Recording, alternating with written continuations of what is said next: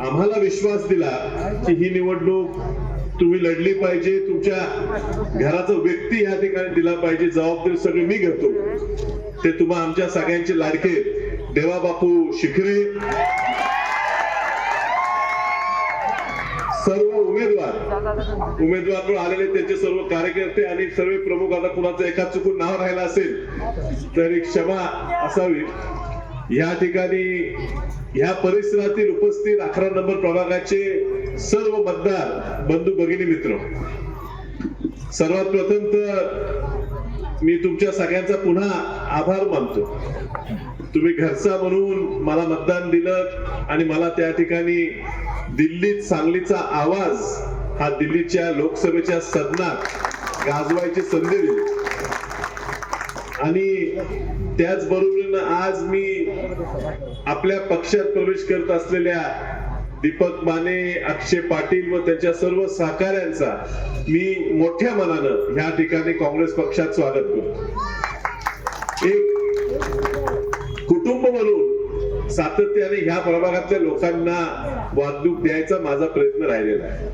आणि म्हणून अक्षय कुठल्या पक्षात आहे, भाजपचं काम करतो म्हणून कधीही आमच्याकडून त्याला दुजोभाव, वाईट वागणूक कधी मिळाली कधीच.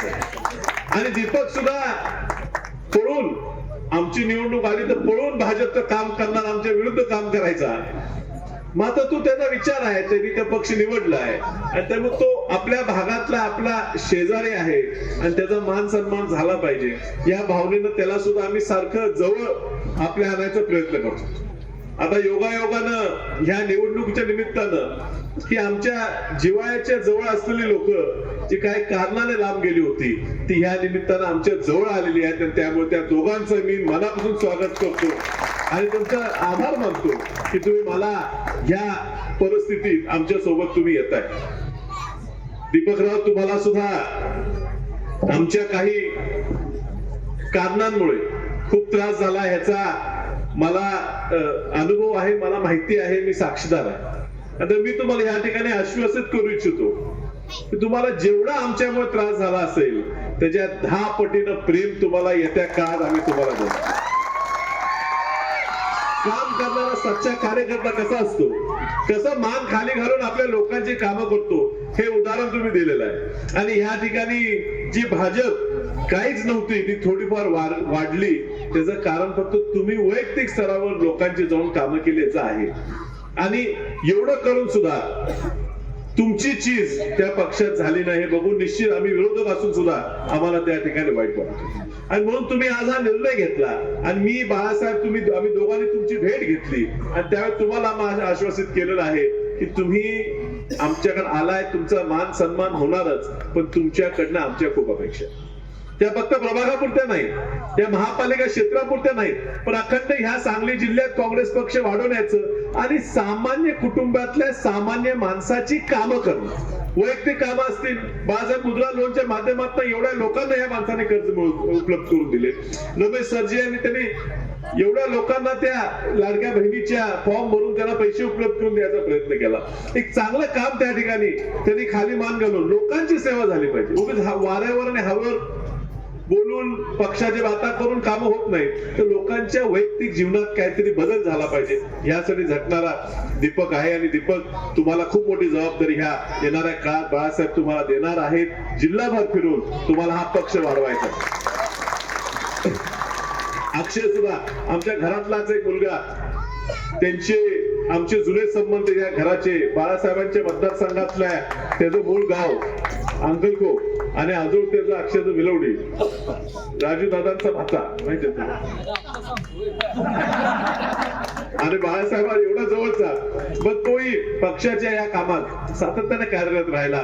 तरुण मुलांची एक फौज त्यांनी त्या ठिकाणी तयार केली आणि तरी सुद्धा निवडणूक विरोधात जाऊन सुद्धा एक जिव्हाळा त्यांनी शेवटपर्यंत जपला. अक्षय, तुला सुद्धा आज मोठी जबाबदारी या युवा मंचाच्या माध्यमातून, युवा प्रतिष्ठाच्या माध्यमातून तुला आम्ही दिलेली आहे. तुझी चांगलं प्रत्येक पार पाडशील याचा मला पूर्ण विश्वास आहे. या ठिकाणी कुणावर टीका ही मला अजून करायची नाही, खूप वेळ गेलाय. माझा स्वभाव आहे, लोकांना एकदा प्रेम दिलं, एखादा व्यक्तीच्या डोक्यावर हात ठेवला तर आम्ही असो बापू आम्ही कधी काढत नाही.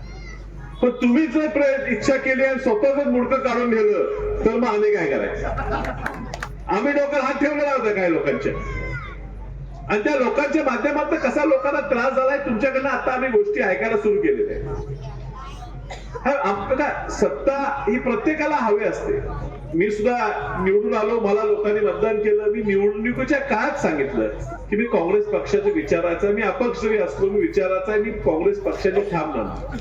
निवडून आल्या दुसऱ्या दिवशी बाळासाहेबांनी मला विमानात घातलं, दिल्लीला नेलं, सोनिया गांधी राहुल गांधी यांची भेट घेतली, खडगे साहेबांना पाठिंबा जाहीर केला. भाजपचे खूप आभार होत्या. मंत्री करतो, दिल्लीत तुम्हाला पाहिजे ते देतो, एवढे पैसे देतो. विचार आणि उपकार आपण जपायचे असतात. या पक्षाने आमच्या घराला खूप काय दिलेलं आहे. वसंत दादांना दिलेला आहे, प्रकाश बापूंना दिलेला आहे, प्रतीक दादांना दिलेला आहे, कदम साहेबांनी दिलेला आहे. या पक्षाचे, काँग्रेस पक्षाने आम्हाला सांभाळलेला आहे. आज सत्ता मिळते, काहीतरी पैसे मिळतात, कुठेतरी काम मिळते, कॉन्ट्रॅक्ट मिळते, म्हणून आपण पक्ष सोडायचा, विचार बदलायचा. ज्या व्यक्तींसाठी आपण लढतो, ज्या विचारासाठी, ज्या सामान्य माणसांसाठी, अल्पसंख्याक लोकांसाठी, गरिबांसाठी, मागासवर्गीय समाजासाठी आपण लढतो, त्यालाच त्रास देणाऱ्या पक्षात लगेच उडी मारावी आपण, आपल्याला काहीतरी मिळते म्हणून, हे आमच्या संस्कृतीला मान्य नाही. म्हणून माझ्याकडे काही लोक आली, म्हणली तुम्ही पण चला, आम्ही जाणार आहे. मग टीका मला कुणावर करायची नाही, पण थांबण्याची गरज असते. प्रत्येक वेळेस सत्तेचे मागे पळून चालत नसते. येणाऱ्या काही दिवसात सगळा उलगडा त्या बाबतीत होणार आहे. पण ह्या ठिकाणी आमची काय खूप तीव्र इच्छा नव्हती की हर्षवर्धनला या निवडणुकीत उतरायचं. परदेशात शिकून आलाय, काहीतरी धंदा बघेल, काहीतरी करेल, अशी आमची इच्छा होती. पण तुमच्यासारखे सामान्य भगिनी व्यक्ती माझ्याकडे आले आणि त्यांनी सांगितलं जे काय झालं ह्या प्रभागात हे तुमच्या दुर्लक्षामुळे झालं, म्हणजे माझ्या दुर्लक्षामुळे. लोकसभेच्या निवडणुकीत यश मिळण्यासाठी थोडा आपल्या शेजारी दुर्लक्ष झाला, ह्याच्याबद्दल मी तुमच्या सगळ्यांची क्षमा मागतो. हो, माझा दुर्लक्ष झालं. जत पासून त्या कडेगावच्या बोंबावाडीत कोपऱ्यापर्यंत गावं, एवढा मोठा मतदारसंघ हा फिरून आपल्याला लोकांपर्यंत पोहोचणं होतं, आणि म्हणून शेजारी जरा आमचं दुर्लक्ष झालं आणि त्यात काहीतरी चुकीच्या गोष्टी घडल्या. आता ही निवडणूक लढण्यासाठी आमच्या घराचा एक व्यक्ती त्या ठिकाणी द्यावा लागणार, म्हणून आम्ही आमचा हर्षू, तुमचा हर्षू, हर्षवर्धन वगैरे तुम्ही म्हणत होतो, तुमचा हर्षूच आहे, तुमचाच पोरगा आहे, तुमच्या घरातला पोरगा आहे. त्याला कधीच आम्ही वाढवलं नाही की तू तुझा आजा असा आहे, तुझा चुलता असा आहे, तुझा पंजोबा होता, नाही. त्याला ती जाणीव आहे की आपण सामान्य कुटुंबातले, आपले पंजोबा वसंतदादा सामान्य शेतकरी कुटुंबातून आलेले आणि सामान्यांची कामं होऊन मोठे झालेले, हे त्याला आम्ही कधी विसरू दिलेलं नाही. आणि असा मुलगा आम्ही तुमच्यात सोडलाय, तुम्हाला दिलेला आहे. या पोराला तुम्ही सांभाळून घ्यायचं आहे, तुम्ही या पोराच्या माध्यमातून कामं करून घ्यायचे. खासदार म्हणून आम्हाला जबाबदारी भरपूर असणार.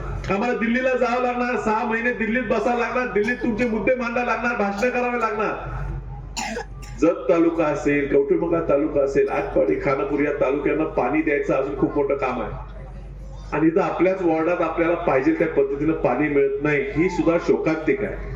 आम्ही कुणावर तरी विश्वास ठेवून त्या ठिकाणी पाठवलं होतं, पण ते विश्वास ज्यांच्यावर ठेवलेला त्यांना ती कामं करता आली नाहीत, भांडता आलं नाही. मला तुम्ही मागच्या वेळी ह्या प्रभागाचे 4 उमेदवार निवडून दिले तेव्हा मी काय आमदार खासदार नव्हतो, तरी सुद्धा मुंबईत जाऊन काहीतरी भांडून मी मोठा निधी आणला, या महापालिकेत दबाव टाकून तिथून निधी आणला, हा निधी ह्या प्रभागात वाटायचा प्रयत्न केला. आता तुम्हाला जी पत्रिका छापून देतात आम्ही काय काय विकास कामं केली नगरसेवक, त्या प्रत्येक विकास कामाचा नारळ फोडायला माझाच फोटो दिसतो. पण का संजय नगरचं नाव चांगलं आपण बदलू शकलो नाही? या परिसराला का गालबोट लागत गेला? का आज सुद्धा ह्या परिसरात बँका कर्ज द्यायला घाबरतात? का ह्या ठिकाणी अजून सुद्धा मुली द्यायला सुद्धा लोक म्हणतात की ह्या ठिकाणी गुन्हेगारी आहे? का आम्ही कमी पडलो? हो, आम्ही कमी पडलो. आम्ही ज्या लोकांवर विश्वास ठेवला, ज्या लोकांना आम्ही पुढे केलं, त्या लोकांनीच आम्हाला दगाफटका दिला, हे मी या ठिकाणी निश्चित सांगू इच्छितो. आणि म्हणून घरचा माणूस दिलेला आहे. आणि हा घरचा माणूस जर काम केला नाही तर फक्त त्याला अडचण होणार नाही, ती आम्हाला अडचण होणार आहे. मलाही तुम्हाला पुन्हा तोंड दाखवता येणार नाही, ह्याची मला जाणीव आहे. मला सुद्धा तुमच्याकडे पुढे विधानसभा असेल, लोकसभा असेल, तर माझ्या पुतण्यानं काम केलं नाही, आमच्या पोराने काम केलं नाही, तर मलाही तुमच्या पुढे येता येणार नाही. माझी जाणीव आहे. जाणीव असून आम्ही आमच्या पोराला तुमच्या पदरात घातलेला आहे. त्या पोराची जबाबदारी आहे की ह्या येणाऱ्या 5 वर्षात हा संजय नगरचा जो 11 नंबर प्रभाग आहे, हा ह्या सांगली महानगरपालिकेतला सगळ्यात विकसित प्रभाग केल्याशिवाय आम्ही शांत असणार.